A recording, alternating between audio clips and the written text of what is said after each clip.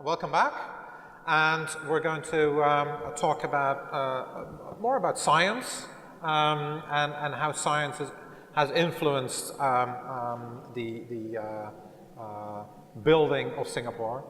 And I'm actually very pleased to have an all Singaporean cast on stage.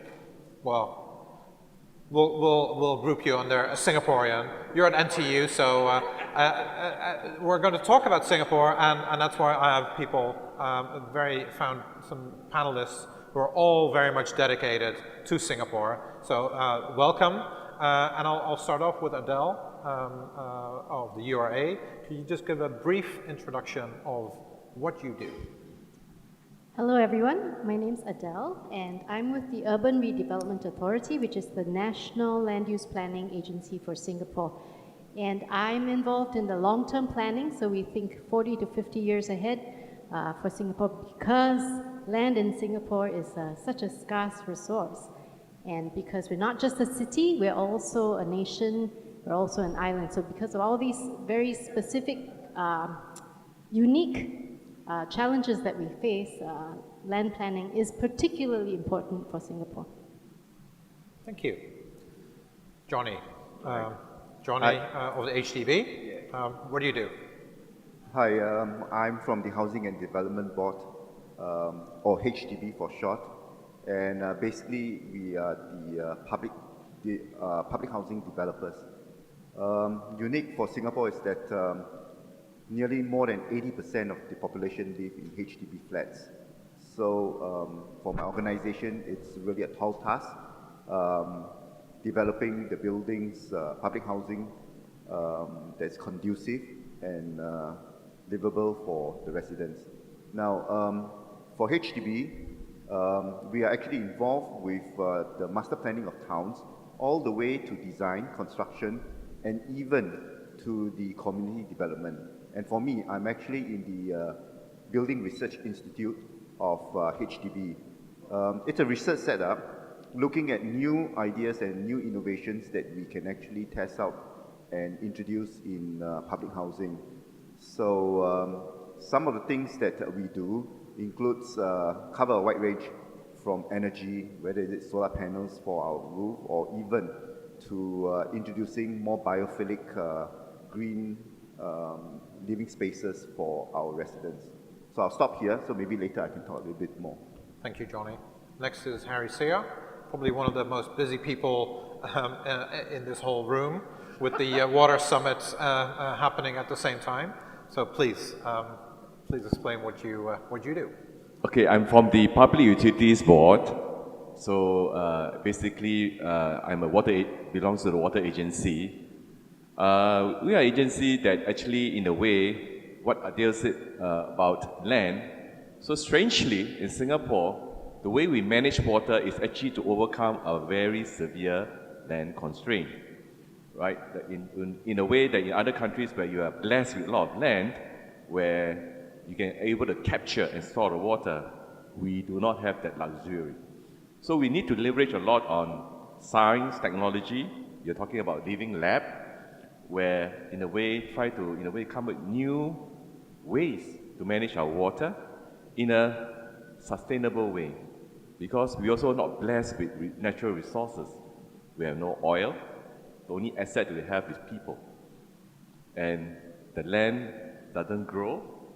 So basically, my job is how to manage, help to look for solutions, look for ideas to manage water within that 720 square kilometers. Thank you.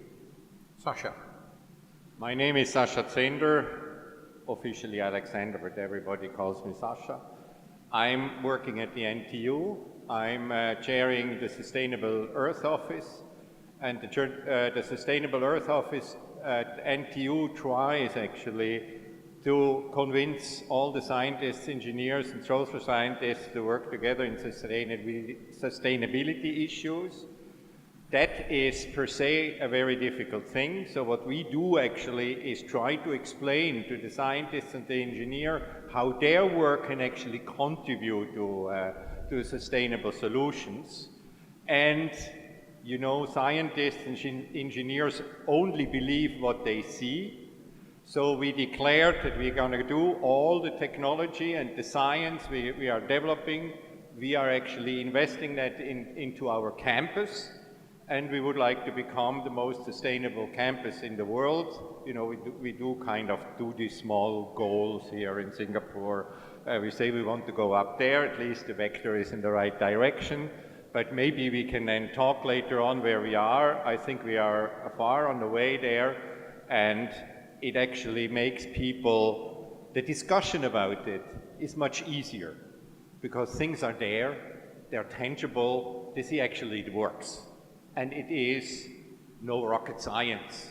It just have the right idea and put them together in an imaginative way, in an innovative way, and you can go a long way by that. Thank you. I'll start off with a very obvious one, and it has been mentioned today already and just now as well, is that Singapore has limited land area. And I'd like to start off with Adele. What innovative solutions has Singapore found to overcome this constraint? Long-term view, what is URA doing? Well, I think precisely this, because we have this challenge of limited land. So we are very open to all manner of innovative solutions to overcome this challenge. We have built upwards, we have reclaimed from the sea to some extent and developed technology to do that. Building upwards has its limitations because we've got 5 airports, so we can only go so high. So we have co-located things together, put things together to try to optimize land. The next frontier we're going on, you can see the exhibition outside, is going underground. And actually a lot of research is being directed towards that as well. How can we make better use of our underground space? And I think even beyond that, the next thing we're thinking about is how do we optimize our sea space? So really, we're exploring all kinds of things. We look to other cities to learn what other cities are doing, but I think the other big thing that we do is we look to science, we look to research, to try to work together with the academics, with thinkers to come up with new solutions that we can apply to Singapore, both in terms of expanding our land capacity as well as improving the quality of life for people, even as we build to a very dense environment. Maybe a quick example of some of the things that we're currently working on.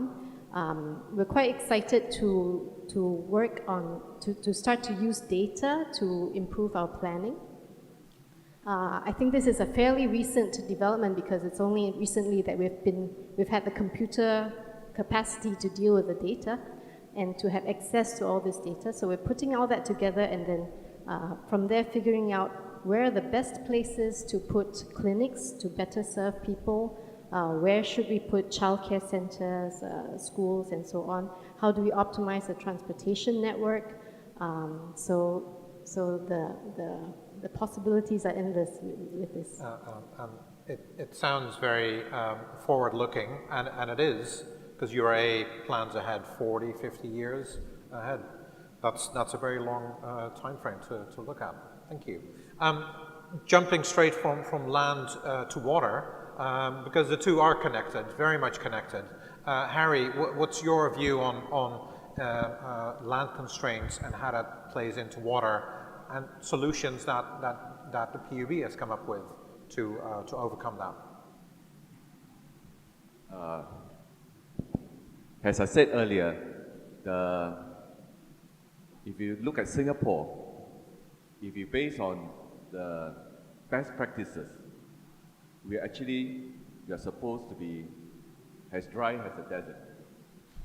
And the basic reason is we do not have land to store the water. So basically, although we are blessed 2.4 meters of rain, we are in the tropics. God is not so kind as to spread the rain. He pours. So he pours. Imagine my agency has a balance between wanting the water and trying to get rid of the water for flooding.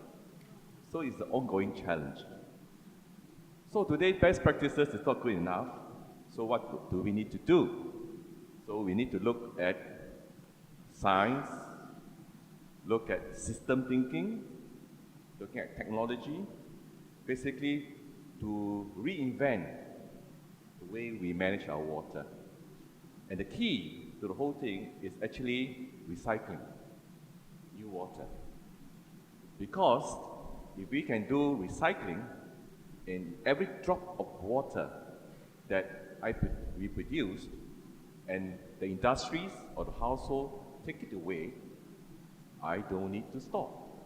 So basically, the only storage I have is a 9-hour storage to ensure supply reliability. I don't need years of storage, I don't need months of storage, in a way, help to overcome our land constraint. So the key is, through technology, we close the water loop. So by closing the water loop and managing water as one, we allow us to play 3 principles in the way we manage water. Of course, when rain falls in Singapore, we want to capture as much as possible. That's the first principle. The second principle is the ability to collect all what we prefer. The technical term is wastewater. We prefer to call it used water. Collect every drop of that water that is used, bring it over to our plant, we clean it, we purify it, and apply the third principle, where in a way we can use it over and over and over again. So that is the key to the whole thing, but we, in a way, we tackle the water cycle. Then there's the other side of the equation, which is the energy cycle. So I said, Singapore, besides limited land, we do not have any natural resources, energy. So we are very mindful about energy. We're very mindful about carbon footprint. We're very mindful about climate change. And basically, my agency will play its part in the overall goal of things, so that as a country, when we function, we try to deliver in terms of function the lowest carbon footprint, lowest water footprint, and the lowest waste footprint. So that is what I'm trying to do. Yeah, that makes perfect sense. and how innovative is this globally? I mean, how new water, you talked about new water, how innovative is that on a global scale? Well, I prefer not call it innovative today, okay, because it's supposed to be a given. If you go back about 15 years ago or 20 years ago, it is a challenging thing. It's psychological. Actually, I'm an engineer. The science, the engineering, the data will tell you that if I put in the right technology, the right treatment processes, the right management, the water is as safe as anything. It doesn't matter. So it's psychological. So when we introduced new water, we knew that in the end, it's not a technology issue. It's a psychological issue. So we need to communicate. So in a way, we need, as an agency, we need to learn about marketing, like selling a new product, how great your product is, how reliable your product is, and try to convince your customer that please buy my product, right? So I think we did quite well, although it helps that we have some pressure from the law, but it helps. Right? In the end, basically, is that we need to convince our population that the water is safe. And the key to the whole thing is that I think it helps that they trust us.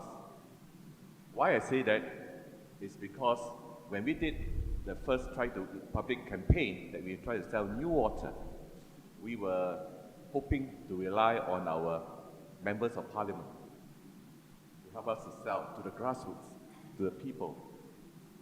And we realized within 1 week, we were wrong. The conversation were about water qualities, how do you know it's safe? Because our members of parliament were lawyers, accountants. They were not water engineers. So we need to recalibrate our campaign, and we went in. And strangely, the question changed. After we briefed them, it's never about water quality. It's about, because we're selling about technology, the concern was, how does it affect my water bill? Oh, that's an easy question. Right. But bottom line, with 60, 70 years of effort to get the confidence, it's very easy to, one mistake, to lose it all. So we, in the end, whatever we do, whatever sources of water that we develop, the safety of the water, the safety of the population is never compromised. It's not at the expense of it. Yep. Thank you. That sounds absolutely fascinating, and coming from a water-borne country like Holland, very much in affinity with water myself, so thank you. Sasha, we're talking about science-based solutions. What can you add from your perspective, from your experiences at NTU? You talked about NTU Eco Campus. How does what's happening there, how is that implemented within Singapore or wider to other countries? The interesting thing here in Singapore is that we have been talking collaboration, and in the morning, Singapore is the place where you can do that. You know, we have agencies here, and these agencies work very closely together with the universities. And the scientific and the basic engineering questions, for example, for PUB, have been worked out in NUS or NTU. So the university have brought in their knowledge, and the good thing here, the agencies do listen. You know, I've worked in Canada, and I can tell you, the further west in Canada you go, the least the government agencies listen to you. They all think they have to figure it out themselves. And they don't even look what internationally is done. Singapore is absolutely different. Singapore does look outside of the country, absorbs what fits actually the country, talks to the university, brings money into the university that some of the research can be done. We have very close collaboration with PUB, with HDB, and with your people. It is almost a natural exchange, and we have heard it's between 4 to 6 kilometers between where you are, where the government sits, and the university is. I would say here it is probably 15 kilometers when I look where we are at NTU. That may be a long way for Singapore, really a long way, 15 kilometers. But when it comes to these kind of questions of how knowledge from the university is actually translated into what the city does and what it's done for the people, it is much shorter. It's a phone call away, it's an SMS away, it is an email away. So I must say this is really, really super, and I have seen other places. I have worked in Holland, I have worked in Switzerland, I have worked in the United States, I have worked in Canada, and Singapore is in this by far the best. You laugh, but it is so, you know. Singapore actually, Singapore knows what they have, that it's taxpayers' money invested into the science and engineering, and that money has also to bring back something for the society. That's very clear. Now, your second half of the question is, how does that influence the outside of Singapore? That's a little bit more complicated. The problem of Singapore is it doesn't really have an internal big market. So you will not make a multinational company easily here, because the market is so small. It's easier in China because you have 1.5 billion people. Here, 5 million at max, you know, who can use it. So it's limited. It's either local or it's international. There is nothing in between. And that step is very often a little bit more complicated because you have to create a business model of how you go outside. But when I look where I see Harry around the world telling about the story of Singapore and the recycling of the water and how you manage it, people outside start to pick that up and come then back now more than, say, 10 years ago. It really was a big change in the last 10 years that actually what Singapore is doing is accepted outside as really going beyond the normal border of what is done in different countries. It all sounds now very positive, but it is so. And I think this also brings this internal collaboration, brings then immediately the networks towards the outside. So all these people working it, they have all their networks outside of Singapore, and that connects. And it brings a high connectivity. And I think this is very important. Yep. Singapore has no choice. Singapore has no natural resources, and it has no land. So basically, if they want to make this business, they have to go outside. And this to be connected is like we have seen here, the World City Summit, the Water Week, the clean technology is bringing the world here to show them what we are doing. And this is a process in which it goes slowly, drop by drop. It will infiltrate what's going on outside. Great, thank you. Johnny, HDB, it's been around for a long time. Can you tell us a little bit about what innovations, what science-based solutions, how are you developing the country through HDB? Okay, I think as the other speakers has mentioned, Singapore land scarce, resource scarce. So after the URA has more or less planned how Singapore in concept, the urban plans, HDB zooms into town planning. And when you look at towns, it becomes a real challenge because you're looking at how are you going to compact this, build up compact towns, the house, the ever-growing population size, and also maintain the sustainability of these towns and the livability for the residents there. And so while in the past HDB has always tried learning from what other people are trying to do to design their houses so that it's conducive, it's eco-friendly as much as possible. Over the years, we have more or less accumulated some know-how and understanding that we want to do this better. So how do we do that?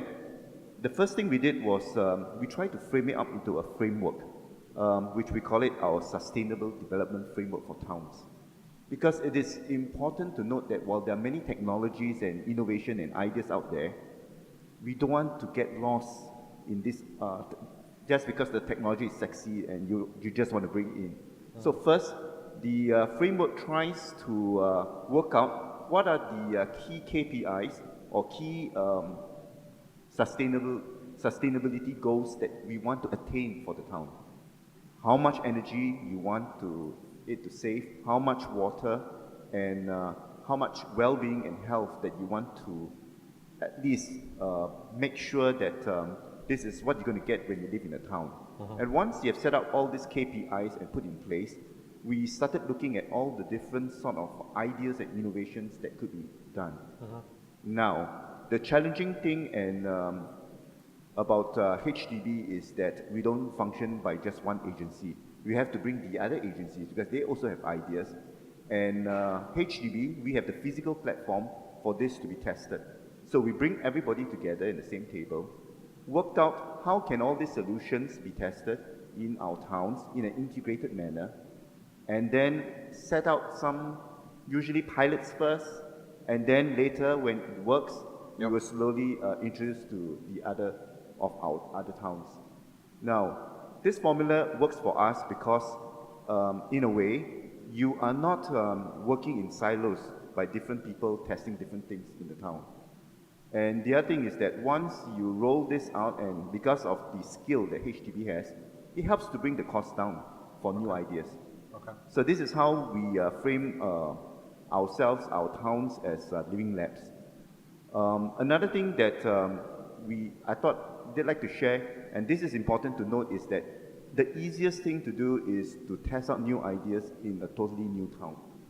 The challenge is testing it in an existing town where people are living in it.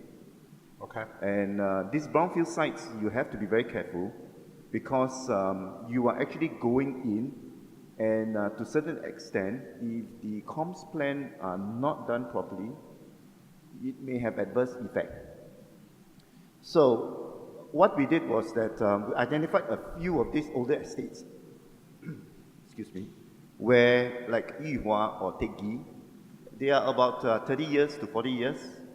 And we went in down there and we worked very closely with the grassroots and also the advisor of the community to work out a plan of action to test some of these things that will help to make the estates greener, more eco-friendly. And we call it the Green Print Program. And it works for us. And in a way, now that we have all the learning points, what works and what doesn't work, we are working on a program that can roll out to the other of the existing estates. Because you must remember, HDB, like you said, we have been here for a long time, 80% are already in existing towns. So we have to work through the strategy carefully. But this is actually how we approach testing new ideas and innovations. Thank you. And especially the 80% of the population living in HDBs, you have to do it right. If you get it wrong, you get it wrong for a large part of the population, right? Yeah, that is correct. So the way that we test innovation, if I may, maybe very quickly, is that we normally will work with either the academics or the companies, work out prototypes, tests in very safe laboratories, and make sure we get the technical aspect of it correct.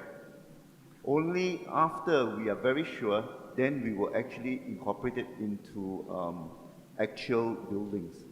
And even so, we will monitor as pilots, get the feedback, and then later on work out a rollout plan. Okay. So this helps to minimize. Of course, occasionally we still get a little faults here and there, but at least we're able to manage it because we are slowly progressing the rollout. Great, thank you.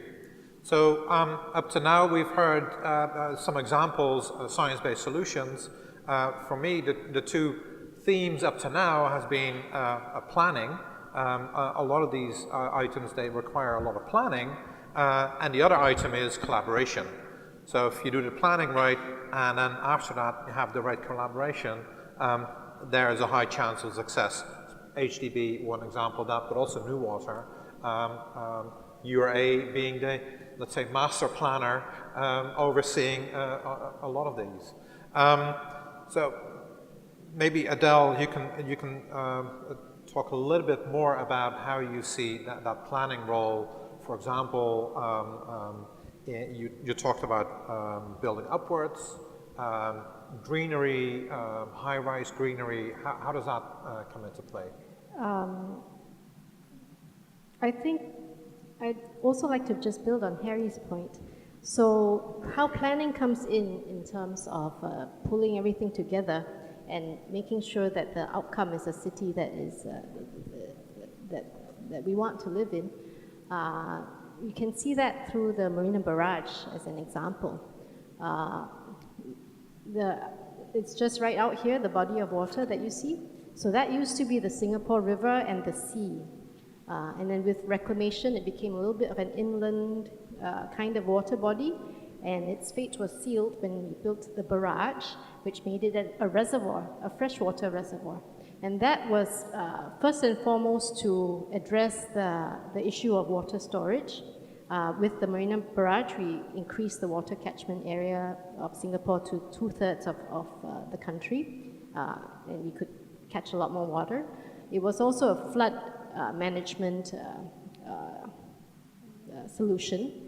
But I think from the planner's point of view, it was also a great opportunity to make that water body not just an engineering solution to solve our resource problem, but also to make it really a integral part of the city. So that's how we work together amongst the agencies, everyone contributing sort of their expertise on it. We worked closely with PUB to make sure that the Marina Barrage pumping station wasn't just, again, an engineering building, but it was really a community space. And now if you see the rooftop, if you have a chance, go and take a look. It's a green roof. Families go there and fly kites on the weekends and public holidays and so on. And the whole area has really become,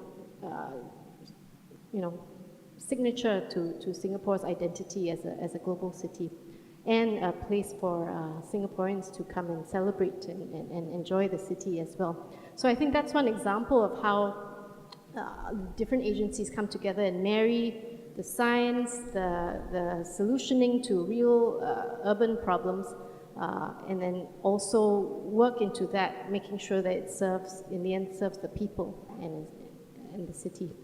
Another good example of how we bring everything together is probably the greening story. So we have, again, back to the issue of not much land, but a desire to keep spaces for our biodiversity. Lena has shared previously in the previous session about how we do have very rich biodiversity. So how do we maintain that balance? Even as we develop and urbanize more areas, how do we leave some space for the natural citizens of Singapore, as well as create more greenery so that we can enjoy the benefits of that as city people? So one solution really was to go high-rise, vertical greenery,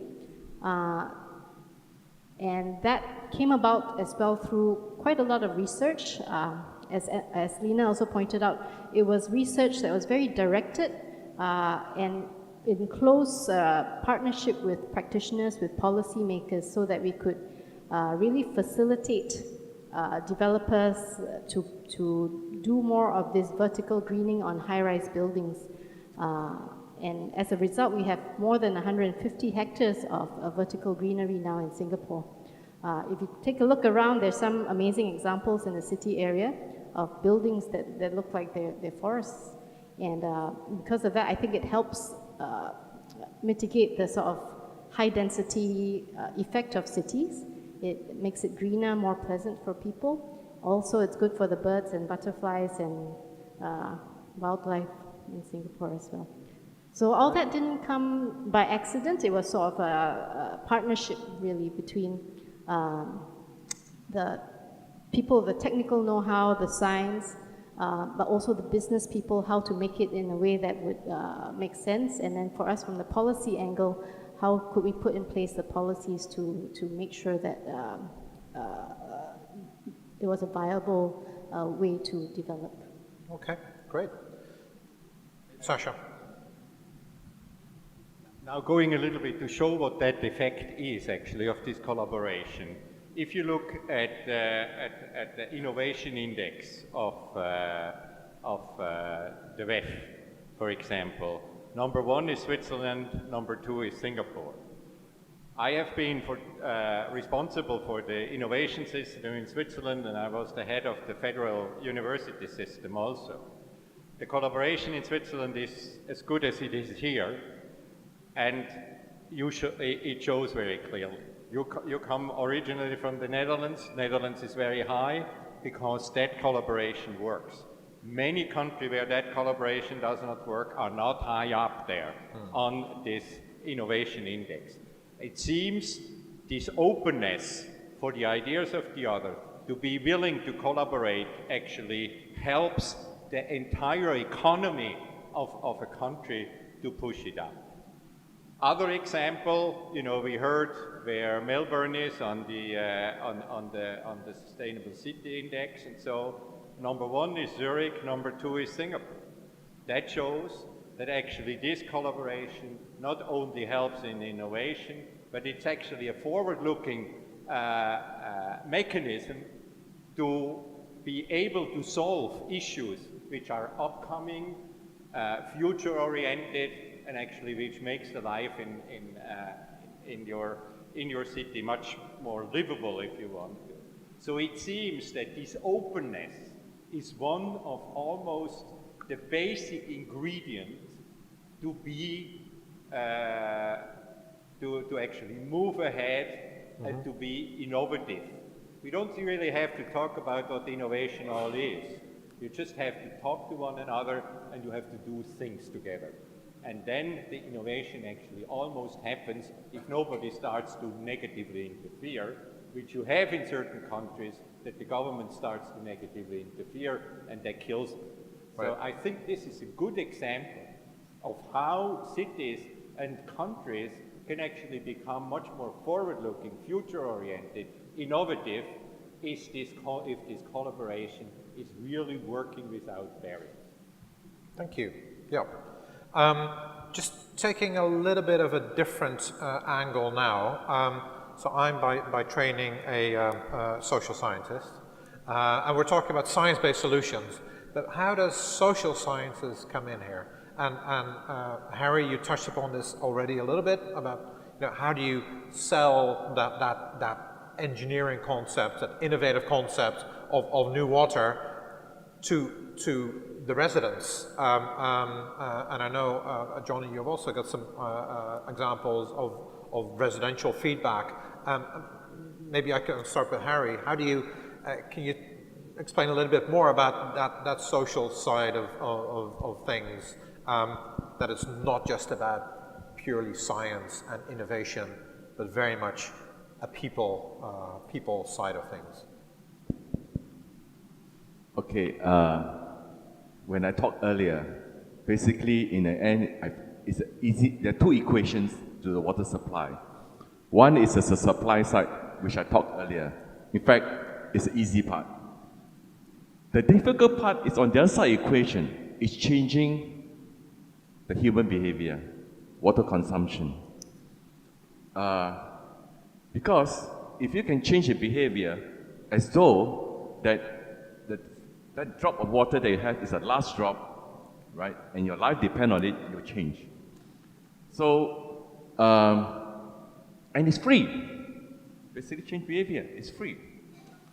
So, the question then asked is how to change behavior. Of course, we have public campaign, public don't waste water, everything. But actually, now looking at things, there's this Internet of Things, digitalization, real-time data, and we see huge opportunities for us to, in a way, to have maybe, I'll say, a better interaction with the public, to basically now give them the platform or opportunity for them to manage their own water. Now I give them real-time data. They know what they consume every day. We did a pilot testing. We did a demonstration, in fact, in one of the HDB area, about 1,000 units.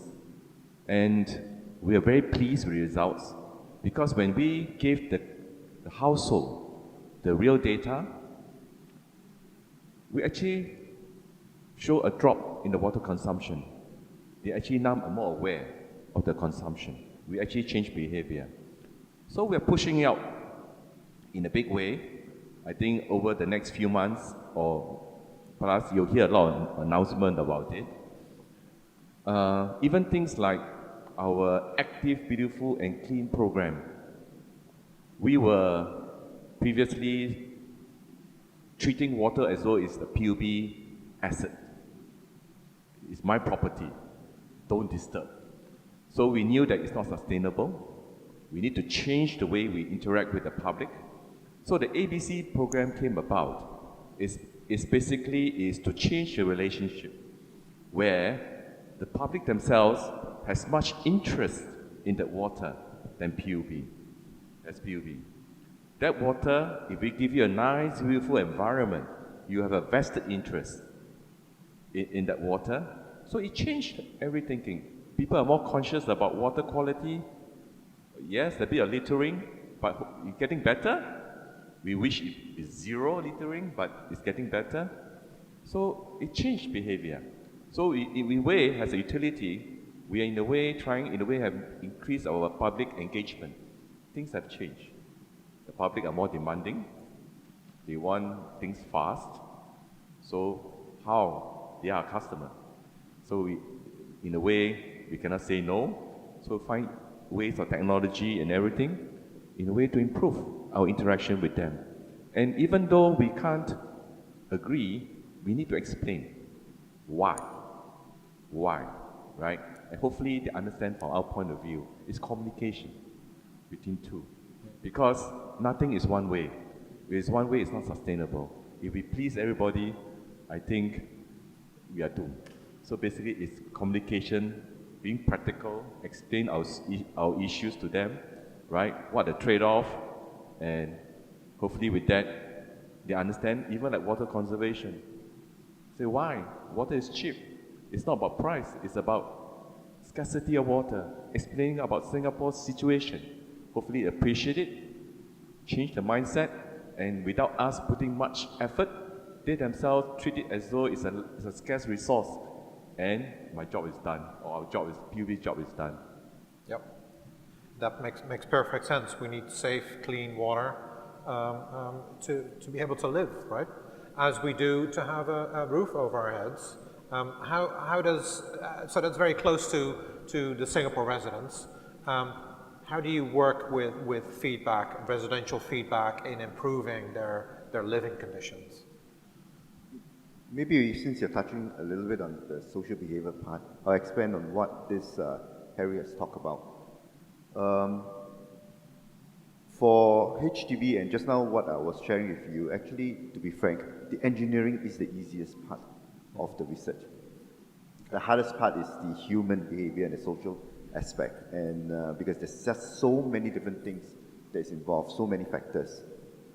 And we're beginning to realize that, because in the past, the way that we frame our residents are rather quite simple, in the sense that age group, sex, male, female, and income levels and that sort of thing. But things are getting much more complex, and I think we understand that. So even the definition of what is quality of life means to residents living in our spaces, it's beginning to change, and it may differ a lot, especially for Singapore, because it's a very multinational sort of setup. So understanding this fact, we actually embark on a study currently. We are actually working with university, SUTD. Our main consideration was the fact that people living in our states are changing, and they're different. And they may be different from different parts of town. So the segmentation of the resident living, we need to better understand it. And when you better understand this diverse group of people living, then you can know who are the dominant and the major segments, and link it up to what does quality of life means for them.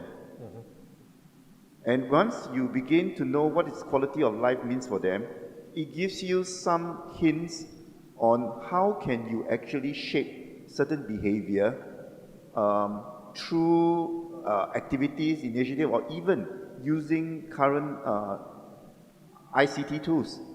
And I think Harry has just mentioned one sort, like, if I were to let you know how much water you are saving, maybe using, you maybe can save more.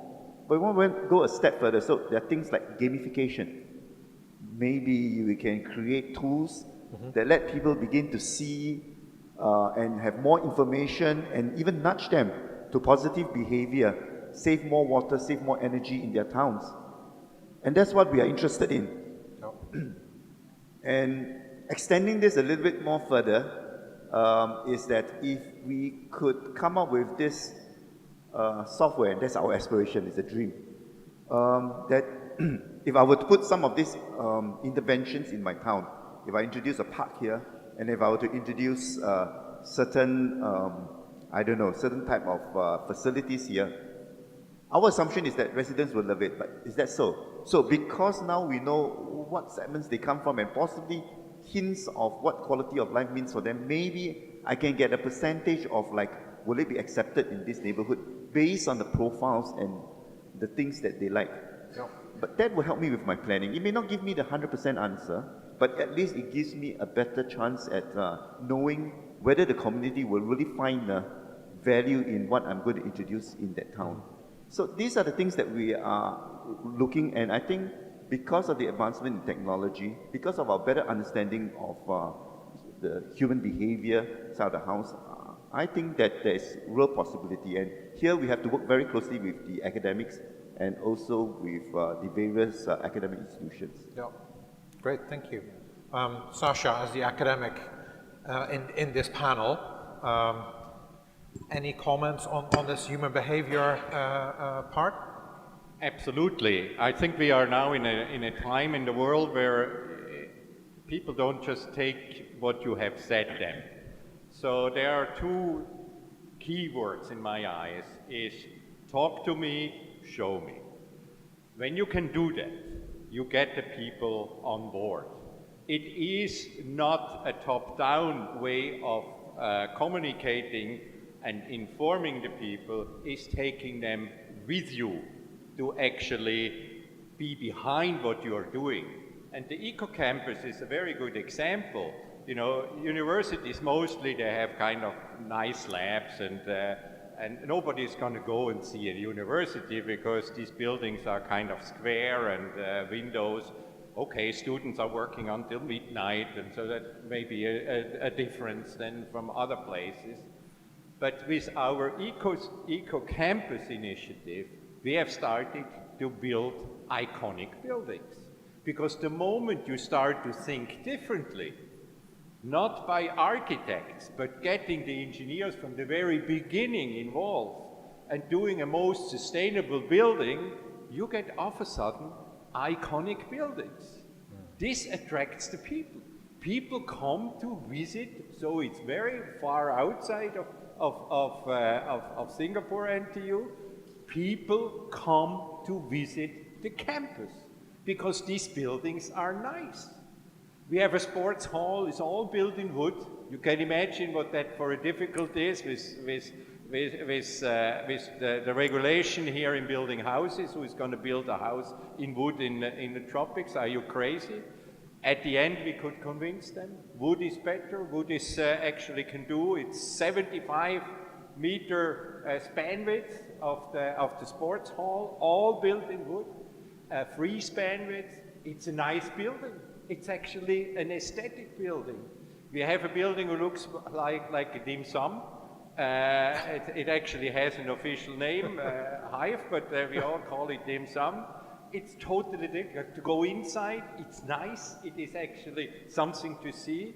We have other buildings like that, which have been built by architects in collaboration with the engineers to make them more efficient, to make them more sustainable, and actually they look totally differently and superbly nice. This, the echo then from the population, the people who come, actually see that, hey, these guys are actually walking their talk. Yeah. And they make something which makes Singapore look nice. Yeah. And this is my experience. I did that in Switzerland. I built still the most energy efficient building in the world. So it was built 15 years ago, but it's still the most energy efficient building. It looks nice and the people like to work in there. Yeah. So when you do it right, I can tell you, that link of getting the people involved, getting the society involved, getting the societal support for what you are doing is much easier. Yeah. But you have to show. You have to have examples to show. As long as you are just theoretically, it doesn't help. You have to show tangible results. Yeah. And then it works. And you have to be open. Newspapers are writing about these new buildings. Students, actually, I must say, we have probably easier now to get good students. Easier than it was a few years ago, because it is a campus which is nice and ecological and sustainable, kind of vibrates better, gets a positive vibe with the students. They come there, they would like to be there. So this has all to do. You cannot just do the science and declare something. You have to be fully inclusive, and then it works. Yep. It's not what scientists are trained for. It's not what engineers are trained for. That's but the for challenge. that, we have people like me, you know, who have done all the other things, have published enough and got all the H factor which you need to get in a university recognized, who can actually do that. Yeah. We have the experience, we can do that and can help to do it, and you see also the students are much more enthusiastic about it. They come with you, they want to do things with you. So this all helps.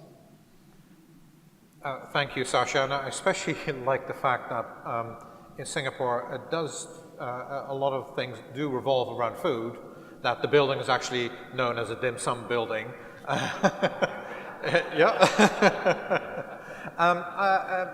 Just to, we're coming to close to the end, but I do like to open it up for questions from the floor. So, Ed, if you could take the honors. Question.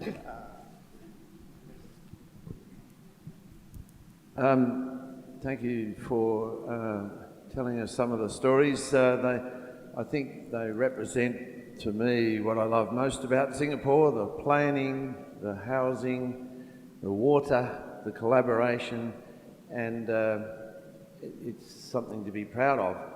What I would like to have heard more about was energy, and particularly renewable energy and climate change, because you actually have a blind spot there, and I don't know why.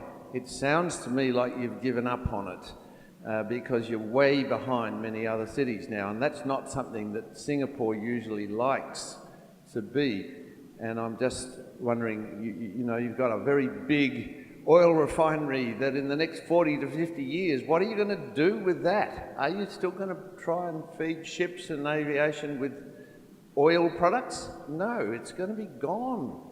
So where is your plan that phases in renewable energy? How are you going to do that? It's not sort of part of the story at the moment. Just a small thing. I think this is right. This is right 10 years ago. It has changed drastically. We have a plan, a sustainability plan in Singapore, which actually gives goals in overseeable periods, not saying 2050 or 2100, it's 2020. How much of energy we want to cut. First, you go to efficiency. Before you start to all the other things. We are small, we cannot do the renewables with solar. We do solar, but we are a little bit stuck. We have not so much wind as other places are.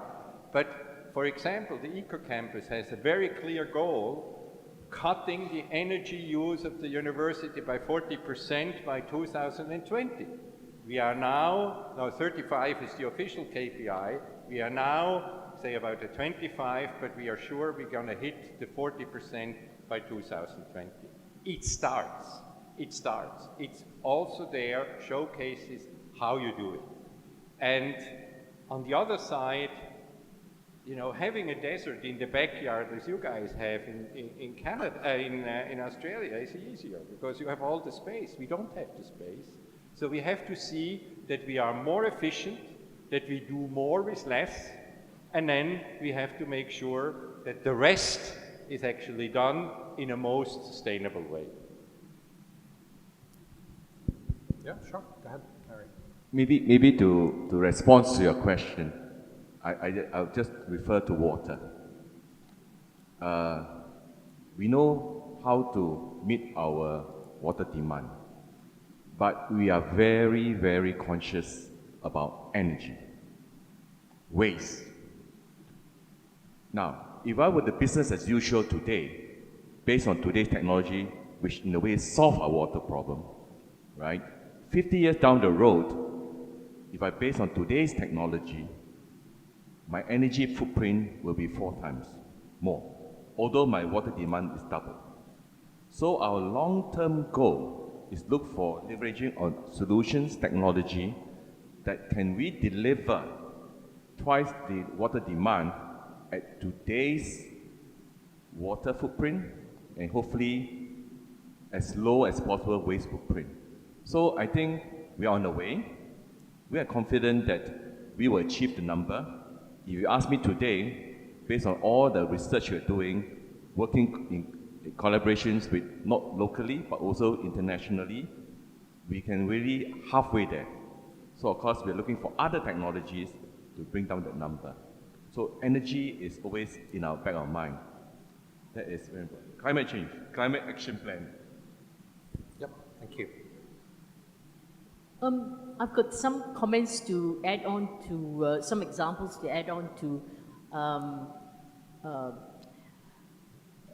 Adele's, and that is some of the sciences. Singapore is a living lab. We use agent-based modeling to model where the sinks and the sources are for hard corals. So which means that if we know where the sources are, then we know where to protect. And, you know, the sinks, where the pathways that these hard coral seeds go. So we then give the information to URA to say, hey, these are the places we have limited sea space, not only land space. And how do we actually save our biodiversity with working with URA? So that's what we do. And similarly, we've done that for mangroves, which are very important, sea grasses, and knobby starfish. So those are kind of ways of using science. So we help to pay up a bit of the research, but help with the planning.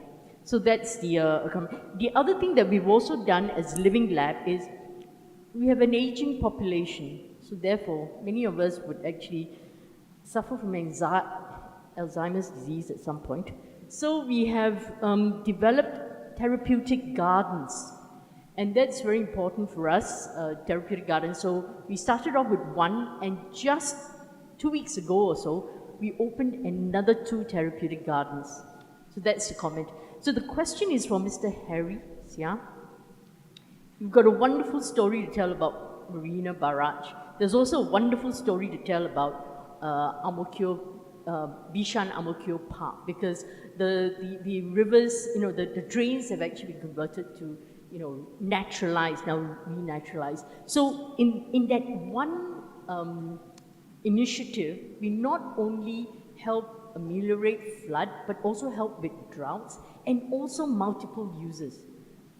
How many more of Bishan Ang Mo Kio rivers are we going to have? Because that's the question we've been asked by many residents, because everyone wants to have a Bishan Ang Mo Kio Park right next to them.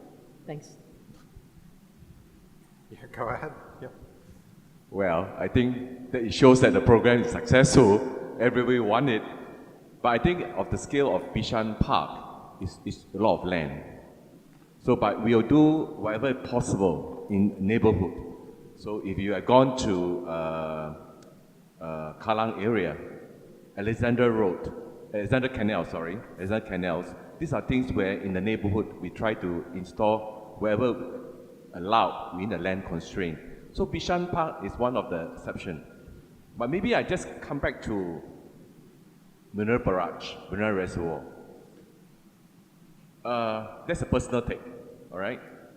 Actually, Mineral Barrage or Reservoir is actually a reward, or I call it the iconic project, to sum up not only just water, but in a way, I would say that I'm proud to say a whole government effort to make Singapore as a livable city. Why I say that?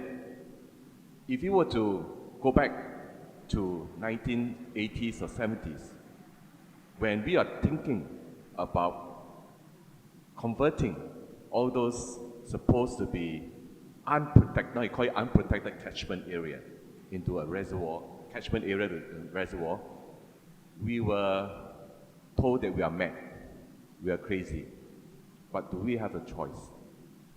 So through science, engineering, understanding, use land planning, pollution control, infrastructure we put in fact, that water is more pristine than actually from the natural catchment. Then the question then gives us the confidence to now look at Singapore River. So I think we went around as a whole of government thinking, where I think you know that late Mr. Lee talked about open sewer, the Thaipees can smell, know they arrive from the smell, so it's an open sewer. But it's a whole government effort to resettlement, hawker centers, actually hawker center came from roughly from that concept. Resettlement, those tongkangs or the boat repair, the pig farming, the poultry, we will move. And I think I take, what I say, great pride that actually, although it's painful for some, that is we think nationally, think of the country. And because we clean up the Singapore River, it gives us a opportunity then after 5-10 years, in a way, the opportunity to convert that reservoir or that city area that we are now in into a water catchment area. And we are very confident that the water itself, I'll drink the water and it's safe. Okay. So I think that's my personal take of Marina Barrage. So in end, Bishan Park, Marina Reservoir, whatever it is, okay, these are things that we try to interact with public, but if we talk about water resource management, I think Marina Barrage sums up all our efforts. Okay. Any more questions? I have a Omar? last question. Yep. Do we still have time? Last Okay. question, yes. Right. First of all, I would like to thank the panel for your very interesting discussion this afternoon. I'm Chan Chi, and I'm from the Lee Kuan Yew Center for Innovative Cities, SUTD. My question is for Johnny and HDB. Now, Johnny, HDB has done a great job, is doing a great job in delivering affordable housing, and housing that is really an asset and in the value gets enhanced. In an earlier session, we talked about whether decisions are top-down or bottom-up in, creating the future we want. You've talked of this, and so has Harry Seah, on how technology can help nudge people, encourage people to participate. You model, people can punch, they want this, gaming, this style rather than that style. But all that is machines. Can you encourage people participation through actual people contact, town halls, etc.? And how much white space does HDB allow for the co-creation with the residents? Because to create the community sense which you want, I think that will certainly be helpful. Okay. Thanks so much for the question. Well, basically, you're right. Right up front, normally top down, we usually set the plans for the towns and the estates, and we would brief the advisor, the relevant stakeholders, and then get feedback. But as in today's sort of engagement, we are really still in the learning process, but nowadays what we even do is that we go down to the community level where we show these plans to them. So at two levels, I mean, for new towns, normally we would actually display some of these town plans at our HDB hub, and sometimes we have a launch and we'll get feedback from the community and even the citizen as a whole. But for the existing estate, especially when we are doing the remaking of heartlands, for those, for just a little brief introduction on what remaking of heartland means is that we go back to the older towns and estate, get feedback, and then we work out some improvement of the whole town and estate. And we actually hold feedback session where we show these plans, and together with the advisor and the community, we get inputs on how do they like the plans and do we need to change it. And even in today's context, we are even experimenting things like with even VR tools, virtual reality tools, to let them wear them and visualize how this is be. But these are just tools to help us, but it's getting an idea whether they like it. Now, to your question on saying that, yeah, but that's still plans coming from us and just getting feedback. How do we actually get feedback from them and say, I want this football space here, I want more lighting here or something like that? Currently now we are trying to explore on digital technology. We are looking into developing or even introducing a platform. We call this the Pulse of the Heartlands. What we plan to do is we are going to allow people to develop community apps in this platform. And with these community apps, we, besides pushing information to them, we allow them to give soft feedback and soft information to us into what's happening in the town, so that we can then look into working at a very localized community level to go back and say that, you know, with a certain group of people giving us feedback on this, maybe certain interventions need to be done at very small scale, because once you have very big scale sort of changes, it takes a long time for it to happen. But small things that people are feeding back to us, it's still work in progress, but we are hoping to do that. And the challenge, of course, there's always this thing which I referred to earlier, is that we still have to handle the fact that you have to be careful that you're not only listening to a small group of people who wants this change, but there's a majority group, the silent majority, that hasn't come in to give their 2 cents worth of what they really want in the estate. So once you get this feedback, there's still this need to go back and see if this is the case for the greater community. So I wouldn't say that we have perfected it, but we are learning, and we are trying to use new digital tools to help us to do this better. So I hope I answered your question. Okay. Oh, thank you, Johnny. Yeah, we've actually run out of time, but I would like to ask each of you, starting with Sasha, maximum one sentence on your key takeaway, or what you would like the audience to take away from this panel. One sentence, Max. Communicate with the people, be collaborative and bring all the knowledge together, and you will succeed in making more sustainable cities. Thank you. Actually, for me, is complacency. Never be complacent. Never always be happy what is today. You must always innovate, look for things, and always try to do things better than today. Thank you. I guess for me, I'll have to humbly say that we don't have all the answers. What we can do is try to see what's going on and try our best to improve. But we really want, not just from other organizations and agencies to tell us how we can better improve our towns, but also get the community into this whole journey with us. Because maybe they are the one living there, they actually have better ideas how their lives can be improved in that town or even spaces that we are trying our best to improve. Yeah, I think that's it. Thank you. Adele, final words. I think for Singapore, as a living lab, the essential thing is we must be open to learn and to innovate and to explore new solutions.